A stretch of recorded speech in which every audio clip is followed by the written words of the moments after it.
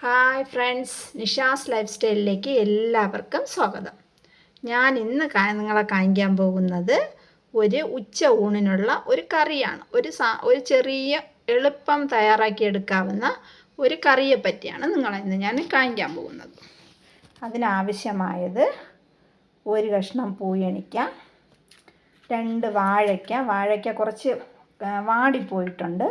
ബജ്ജി ഉണ്ടാക്കാൻ ഉപയോഗിക്കുന്ന വാഴയ്ക്ക, കുറച്ച് വൻപയർ അത് ഞാൻ വെള്ളത്തിലിട്ടിട്ടുണ്ട്, പിന്നെ കുറച്ച് തേങ്ങ, മുളക് പൊടി, മഞ്ഞൾപ്പൊടി, വെളുത്തുള്ളി, ജീരകം, കറിവേപ്പില. പിന്നെ ഓപ്ഷണലാണ്, ആവശ്യക്കാർക്ക് വേണമെങ്കിൽ ചേർക്കാം കുരുമുളക്. ഞാനിവിടെ ചേർക്കുന്നുണ്ട്, കാരണം വൻപയർ ചേർക്കുന്നുണ്ട്, ഗ്യാസിന് വേണ്ടി ചേർക്കുന്നതാണ്. ഇത് എളുപ്പം തയ്യാറാക്കിയെടുക്കാവുന്ന കറിയാണ്. എല്ലാ ചേച്ചിമാർക്കും അനിയത്തിമാർക്കും അറിയാം. എന്നിരുന്നാലും അറിഞ്ഞൂടാത്ത ആർക്കെങ്കിലും വേണ്ടി ഉപകാരപ്രദമാവട്ടെ എന്ന് പറഞ്ഞ് കാണിക്കണം. കണ്ടു നോക്കൂ എങ്ങനെയാണ് തയ്യാറാക്കുന്നത്.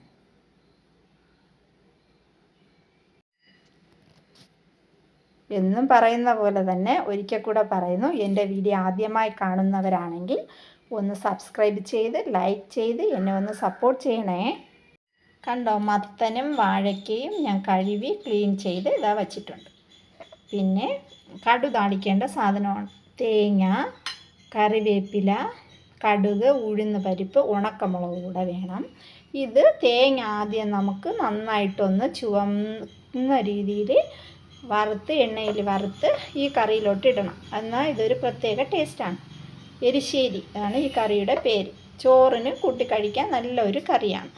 ഞാൻ അതിനു വേണ്ടി ഇവിടെ എടുത്തിരിക്കുന്നത് കുക്കറാണ്. ഇതിൽ വെച്ചാണ് വയ്ക്കേണ്ടത്. കാണിച്ചു തരാം എങ്ങനെയാണ് തയ്യാറാക്കുന്നതെന്ന്. ആദ്യം ഈ മത്തനും വാഴയ്ക്കയും കൂടെ നമുക്ക് ഈ കുക്കറിലോട്ട് ആഡ് ചെയ്യാം. ഈ വൻപയറും കൂടെ കാണിച്ചു തരാം. ഞാൻ മത്തനും വാഴയ്ക്കയും ഈ കുക്കറിലോട്ട് ആഡ് ചെയ്തിട്ടുണ്ട്. ശകലം മഞ്ഞൾപ്പൊടി കൂടെ ഇട്ടിട്ടുണ്ട്, ഒരു കളറിന് വേണ്ടിയാണ്. ഇതിലോട്ട് കുറച്ച് ഉപ്പ് കൂടെ നമുക്ക് ഇട്ട് കൊടുക്കാം. എന്നിട്ട് സ്റ്റൗ കത്തിച്ച് കുക്കറിന് അതിലോട്ട് വയ്ക്കാം.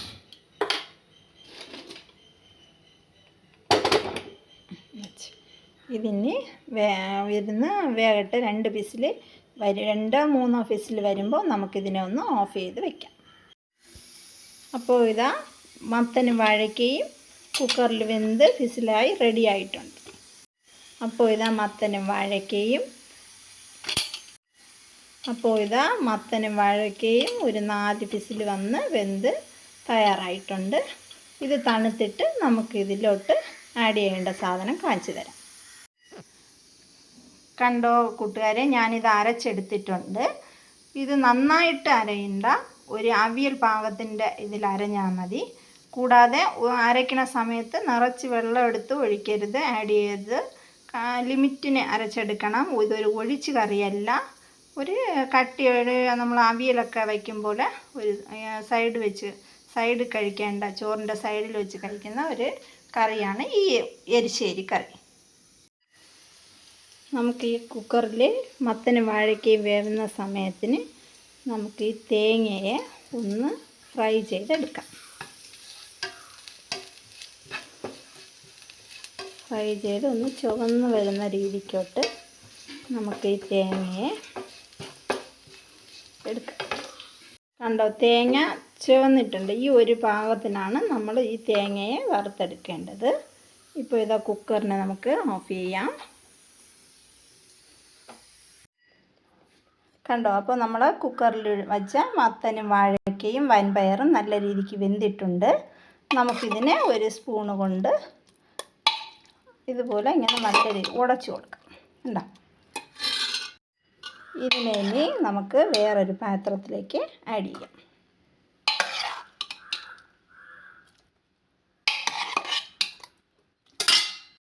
അപ്പോൾ ഞാനിതാ വേറെ പാത്രത്തിലേക്ക് ആഡ് ചെയ്ത് കഴിഞ്ഞു.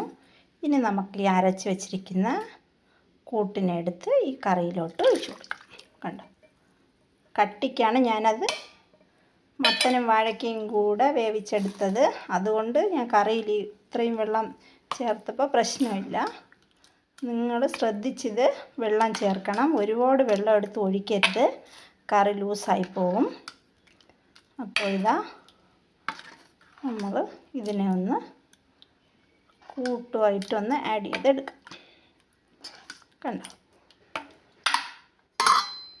അപ്പോൾ നമുക്കിതിനെ ഒന്ന് ചൂടാക്കി കൊടുക്കാം. നല്ല രീതിക്ക് തിളയ്ക്കരുത്, തിളയിട്ട് വരണ്ട, ഒന്ന് പതഞ്ഞ് അങ്ങനെ വന്നാൽ മതി. തിളച്ച് കഴിഞ്ഞാൽ തേങ്ങ അരച്ച കറി ആയതുകൊണ്ട് ഇത് പിരിഞ്ഞു പോകാൻ സാധ്യതയുണ്ട്.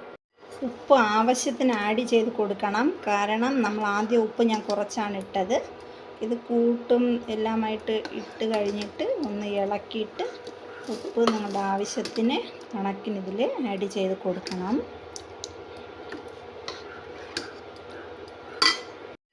ഞാനിതാ തേങ്ങ ഇതിൽ ആഡ് ചെയ്തിട്ടുണ്ട്. ഈ കറിക്ക് ഒരു പ്രത്യേക ടേസ്റ്റ് കൂട്ടുന്ന ഒരു ഇതാണ് തേങ്ങ ഇങ്ങനെ വറുത്ത് ആഡ് ചെയ്യുന്നത്. എന്നിട്ട് ഈ കറിയിലോട്ട് നമുക്ക് ഈ കടുക് താളിച്ചതിന് ഒഴിച്ചു കൊടുക്കാം.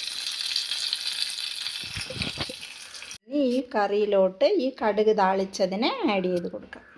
ഇതിൽ ആഡ് ചെയ്തിരിക്കുന്ന ഞാൻ പൂയണിക്ക എന്ന് പറയുന്നത് ചില സ്ഥലങ്ങളിലോട്ട് ഇത് മത്തനെന്നും ഇതിന് പേരുണ്ട്. നമ്മുടെ നാട്ടിൽ ഇത് പൂയണിക്ക എന്നാണ് പറയുന്നത്. അതാണ് ഞാൻ അങ്ങനെ പറഞ്ഞത്. കടുക് താളിച്ചിട്ടിട്ടുണ്ട്. ഈ കറി റെഡി ആയിട്ടുണ്ട്. ഇത് ചോറിനായാലും കഞ്ഞിക്ക്, ചൂട് കഞ്ഞിക്കായാലും സൈഡിൽ വെച്ച് കഴിക്കാനായിട്ട് ഒരു നല്ല കൂട്ടാനാണ്. നല്ല ഒരു ടേസ്റ്റുള്ള ഒരു കറിയാണ്. നിങ്ങളും എൻ്റെ അനുജത്തിമാരെല്ലാവരും, അമ്മമാർക്കൊക്കെ അറിയാം ഈ കറിയെപ്പറ്റി. പക്ഷേ അനിയത്തിമാർക്കൊന്നും, ഇപ്പോഴത്തെ അനിയത്തിമാർക്ക് അറിയില്ല. നിങ്ങളെല്ലാവരും ഈ കറി ട്രൈ ചെയ്ത് നോക്കണം. Okay, thank you, bye bye.